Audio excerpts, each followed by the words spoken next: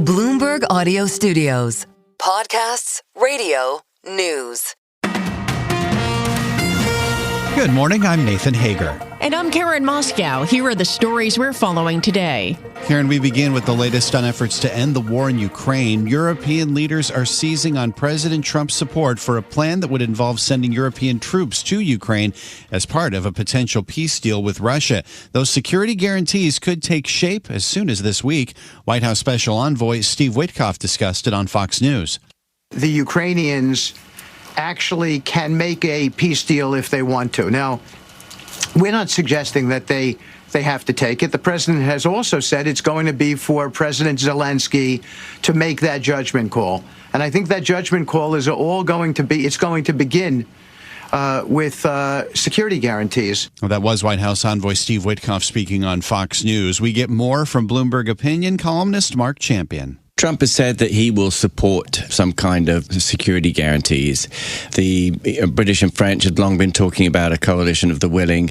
So what we're looking at the moment is British and French and some other troops on the ground, and then U.S. support for that. So intelligence, air cover, logistics, etc. All the things that the Americans have plenty of capacity for and the Europeans don't. Bloomberg opinion columnist Mark Champion says European military officials plan to meet with their U.S. counterparts in coming days to flesh out those security guarantees.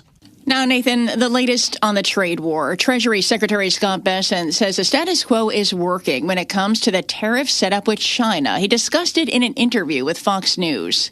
China is right now the biggest revenue line in the tariff income. So, if it's not broke, don't fix it. We have had very good talks with China. I imagine we'll be seeing them again before November. Treasury Secretary Scott Bessent's comments indicate an opening for President Trump to meet with Chinese President Xi Jinping. Still, the trade dispute is causing some pain. President Trump has called on China to massively step up soybean purchases. It is yet to do so. And the Trump administration is set to step up scrutiny of steel, copper, lithium, and other imports from China to ensure they're not made with forced labor. Well, Karen, President Trump's pursuit of wealth while in office has reached another level. Bloomberg's John Tucker's here with more. What are we talking about here, John? Well, Nathan, President Trump has bought hundreds of bonds since he returned to office, including those sold by companies affected by changes to federal policies that he's championed. According to some required disclosures, there have been 690 transactions worth at least $103.7 million, the first of which was made the day after the inauguration. Unlike his predecessors, Mr. Trump didn't divest or move his assets into a blind trust. Now, his business operates in several areas that intersect with presidential policy. In addition to municipal bonds, the president bought corporate debt in Qualcomm, Home Depot, T-Mobile US, and also debt from Facebook owner Meta Platforms. His net worth, by the way, is pegged at $6.4 billion by the Bloomberg Billionaires Index. In New York, I'm John Tucker, Bloomberg Radio. All right, John, thank you. Well, an ally of President Trump is asking Attorney General Pam Bondi to look into Fed Governor Lisa Cook's mortgages. And we get more with Bloomberg's Denise Pellegrini. Federal Housing Finance Agency Director Bill Pulte suggests Cook may have committed a criminal offense by falsifying bank documents and property records to acquire more favorable loan terms. In a letter seen by Bloomberg, he alleges Cook signed a mortgage agreement for a property in Michigan, claiming it would be her primary residence for at least a year, and then 2 weeks later claimed the same thing on a residence in Georgia. Pulte's effort comes as President Trump and Pulte pressed the Fed to lower interest rates and Fed Chair Jay Powell to resign before his term as chair expires in May.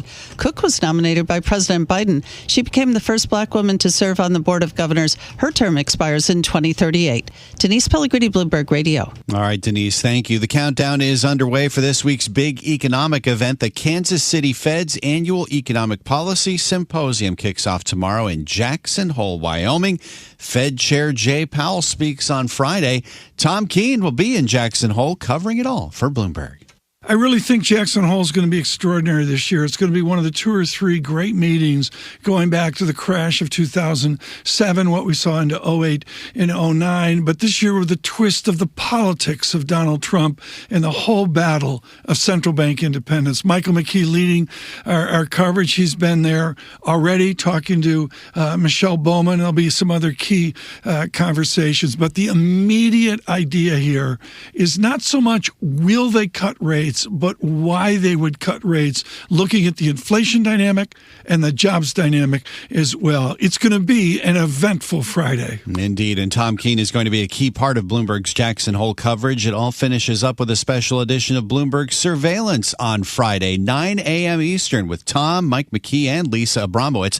Plus, watch for special episodes of the Odd Lots podcast. Joe Weisenthal and Tracy Alloway will be taping several conversations from the event as well.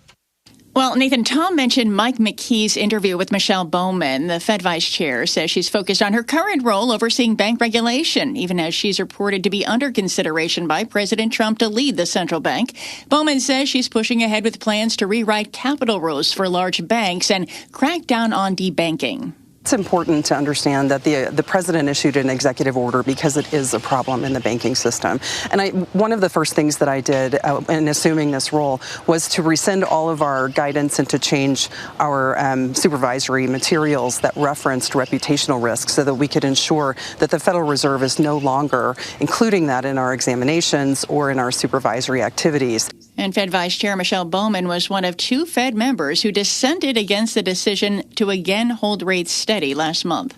In Europe, Karen, UK inflation has surged to an 18-month high. Let's go to London and get the details with Bloomberg's Ewan Potts. Ewan. Nathan and Karen, consumer prices here in the UK were 3.8% higher in July than a year ago, with the rate of increase picking up from June's reading of 3.6%.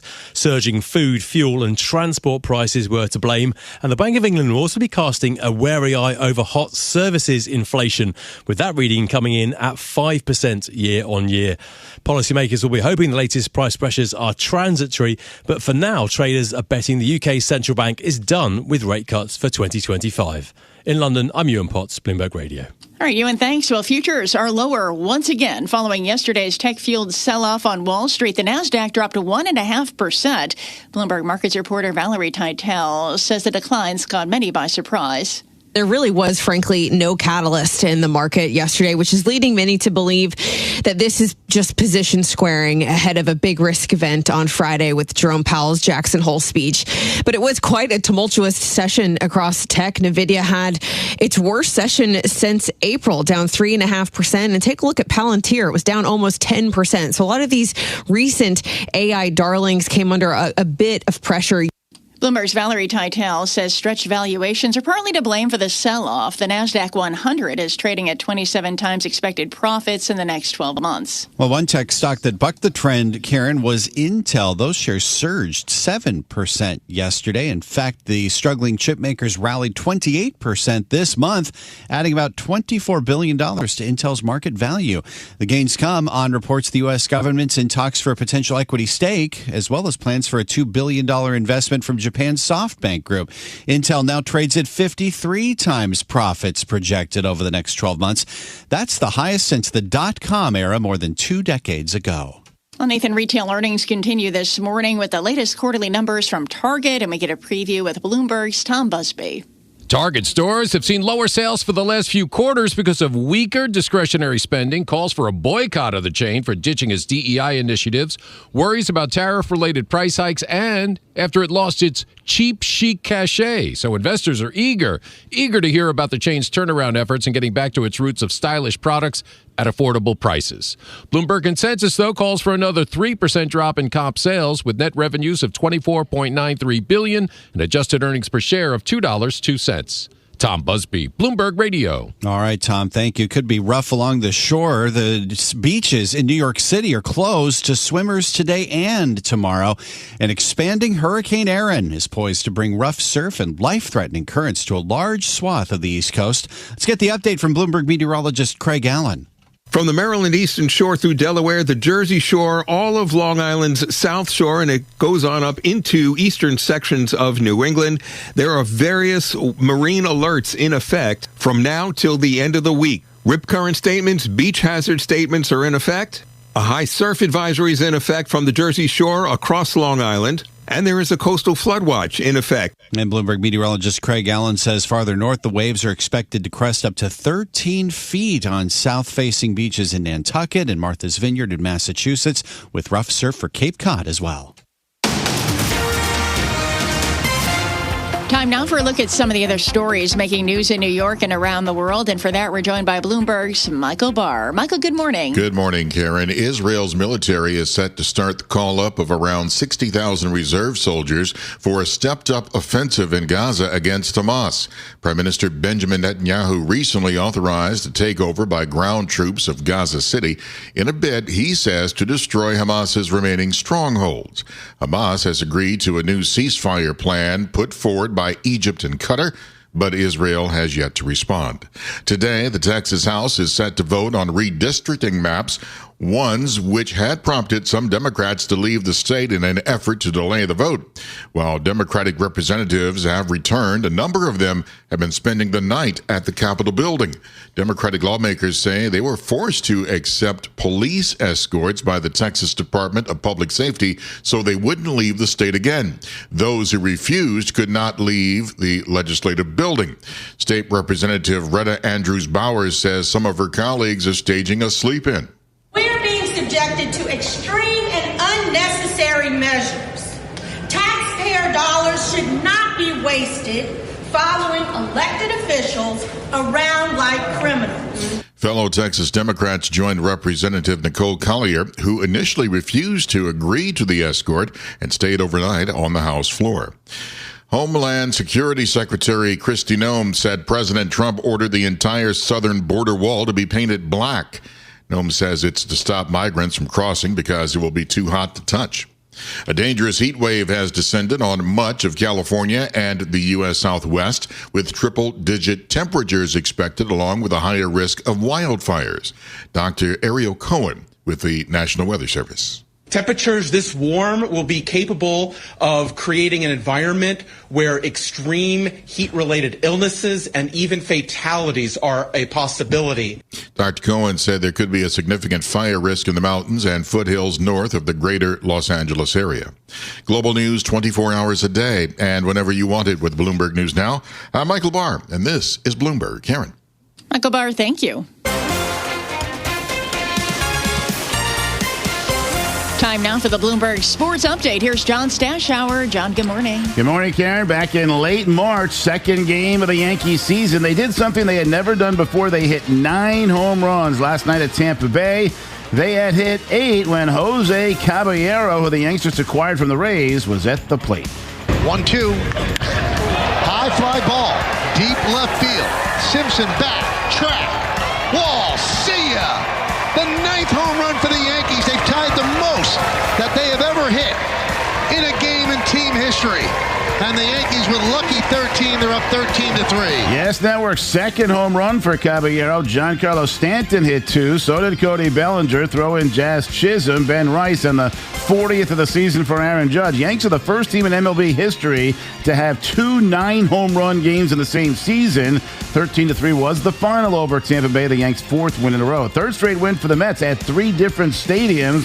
An 8-1 rout in Washington. The Mets hit 4 homers. Mark Vientos, Brett Beatty, Juan Soto, and Jeff McNeil. David Peterson struck out 10. He's thrown 25 consecutive scoreless innings against the Nationals. At Fenway, Red Sox got a game-tying 2-run homer in the 9th inning from their new pickup, Nathaniel Lowe, but Baltimore won 4-3 in 11. American League Division leaders met in Detroit. Tigers on a Gleyber Torres hit in the 10th inning beat Houston 1-0. Daniel Jones spent 6 seasons with the Giants, had some good moments, plenty of bad ones, a lot of injuries, and last year the Giants gave up on him. Indianapolis just named Jones its starting quarterback. He beat out Anthony Richardson, who the Colts took with the 4th pick of the draft 2 years ago. A lot of mixed doubles played at the U.S. Open. It became clear success in singles doesn't always mean doubles as well. Carlos Alcaraz lost his first match, so did Novak Djokovic. 4 teams won 2 matches. It'll be back at Ash Stadium tonight for the semis and finals. John Stashower, Bloomberg Sports, Karen Nathan. Stay with us. More from Bloomberg Daybreak coming up after this. Coast to coast on Bloomberg Radio, nationwide on Sirius XM, and around the world on Bloomberg.com and the Bloomberg Business app. This is Bloomberg Daybreak. Good morning. I'm Nathan Hager. Security guarantees, they are quickly becoming more a part of the conversation as President Donald Trump tries to broker a peace deal between Russia and Ukraine. A plan to provide European troops could take shape as soon as this week. And White House Press Secretary Caroline Leavitt says the U.S. supports it with some limitations. U.S. boots will not be on the ground in Ukraine, but we can certainly help in the coordination and perhaps provide other means of security guarantees to our European allies. The president understands security guarantees are crucially important to ensure a lasting peace. And it was White House spokeswoman Caroline Leavitt. For more, we're joined by Bloomberg opinion columnist Mark Champion. Mark, good morning. Of course, all this is coming after that extraordinary summit at the White House with President Zelensky and several other European leaders. How could we see security guarantees take shape in the coming days? Good morning. Good morning. Well, I mean, what seems to be happening is that we've long had this proposal from the British and the French to form a coalition of the willing and to settle troops into Ukraine as part of any ceasefire deal, peace settlement. And the idea, it's been a very problematic question. A, these countries don't have a lot of, combat troops available. B, they don't really have a lot of the logistics and other things that would be necessary to have a sustained force there of a size that would really matter. And then finally, they don't have the heft as a deterrent force. It might almost be an invitation for Russia to have a shot at them if the U.S. didn't stand behind them as a threat that, if you attack these, then we can pile in with air power, etc., and make problems for you. So that's always been quite a difficult question. And what they're really doing now is they've got a green light from the Americans who had not before said that they would get involved and provide what's called a backstop. Now they have that after the meeting in Washington, so they're able to sort of move forward. But it's really important to remember that this is what's required to make a settlement possible for the Ukrainians. That's what they need. It's not necessarily what Russia wants or, will help to get them to a ceasefire. So, this is, it's very important to keep this in perspective as to whether it's bringing us closer to a settlement or whether we're just sort of arranging the chairs for the moment when Russia actually wants one. Does this imply that this could further inflame the situation if Russia doesn't accept something like this? Well, I don't think it inflames it any further. It just means that it won't happen. So, in other words, you'll have organized a system in principle that you would like to put there.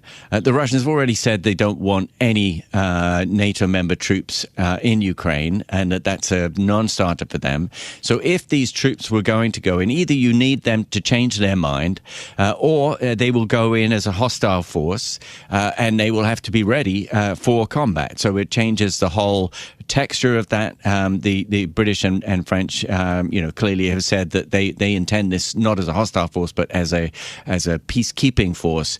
So it remains an extremely complicated problem to solve, and we're only in the kind of foothills of doing so.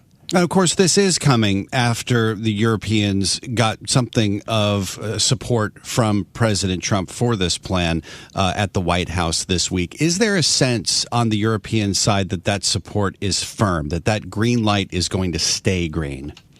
I think they're just massively relieved that they got, buy-in from the U.S. After Alaska, there had been a real concern that President Trump had once again flipped to accept the Russian narrative and was going to treat Ukraine as the problem, the impediment to a settlement.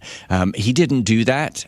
He didn't have a major bust up in the White House. He allowed the Europeans to come and put their case. So that was it's a low bar, if you like, but expectations were very low and very fearful, and it went much better than they thought. So where is the bar then when it comes to the backstop that Europe is hoping the U.S. will provide? We heard the press secretary at the White House, Caroline Leavitt, say that boots on the ground from the U.S. won't be part of the equation. That's something that's been ruled out for quite some time. What is Europe looking for from the U.S. To further support for their troop plan? Yes, well, I mean, essentially what they want is logistical support. So they don't need so much airlift in this case, but that's something they have very little of. They want ammunition and weapons supplies. They'll need protection, air defense protection, and they will, I think, most of all, want the deployment of the U.S. Air Force, so that if there is a problem, the U.S. can credibly say, we're ready to come in, defend these troops, to do harm to any Russian missiles, and the air defenses protecting that missile system. We're ready to deal with that.